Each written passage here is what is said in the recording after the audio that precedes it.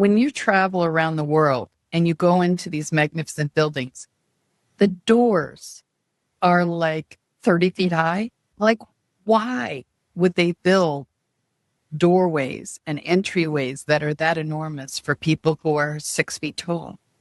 I always want to ask a question to people about archaeology and the people who go out and dig up civilizations. What's the first thing you want to ask yourself is, how do you build a city on top of a city? What happened that you suddenly have another civilization on top of another civilization? Now, Napoleon went into Russia with a 600,000 man army, and he returned with only 20,000. And when he was in Russia, there was great, huge fire conflagrations that happened in Moscow, very similar to nuclear events.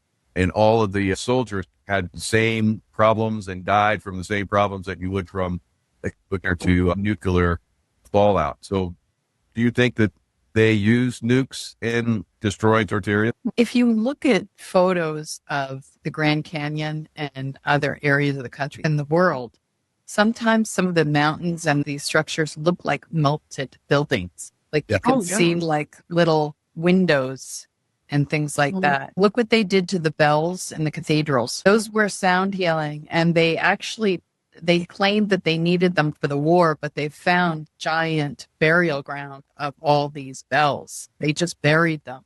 It wasn't just Chicago.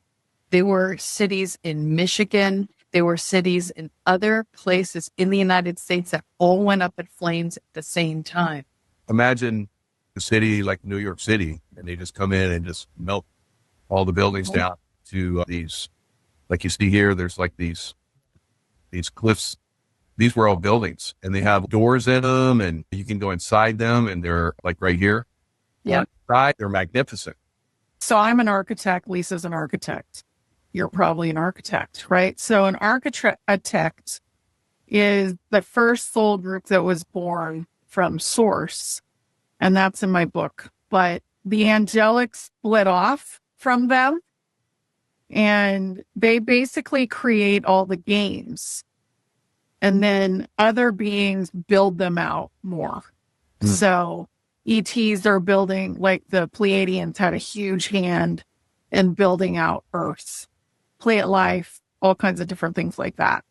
Atlantis started, that was probably the biggest civilization that we were involved with as souls here, and this includes the audience. And then that fell, and then it was more Egyptian. So I think that Egypt actually started in the USA.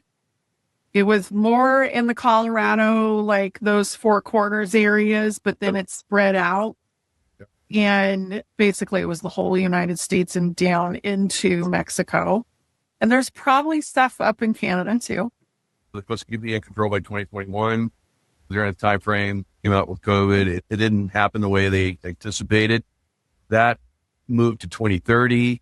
And now it's moved from 2030 to 2026 to 2040 something.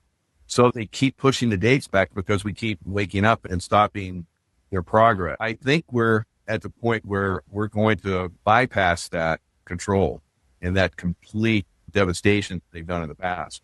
It is the age. This is the year of all the disclosure. So if people don't figure it out this year, they're probably not staying on the planet in this timeline. That's what Morris Cannon said. That's what Edgar Cayce said years and years ago.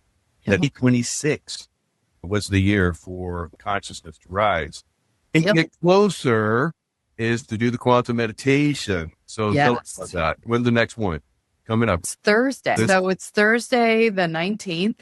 It's at 12 o'clock and 4 o'clock Eastern. You can go to both or just one. It's a subscription. It's only $44. We give a lot of value for $44. Unbelievable. Quantum meditation, $44. It's like amazing, guys. You can't beat it. You're not going to get a meditation on that level anywhere else for that price. And you can get it for $11 less if you use like the Jaco. Yeah. There we go. All right, ladies. Thanks so much. Appreciate it.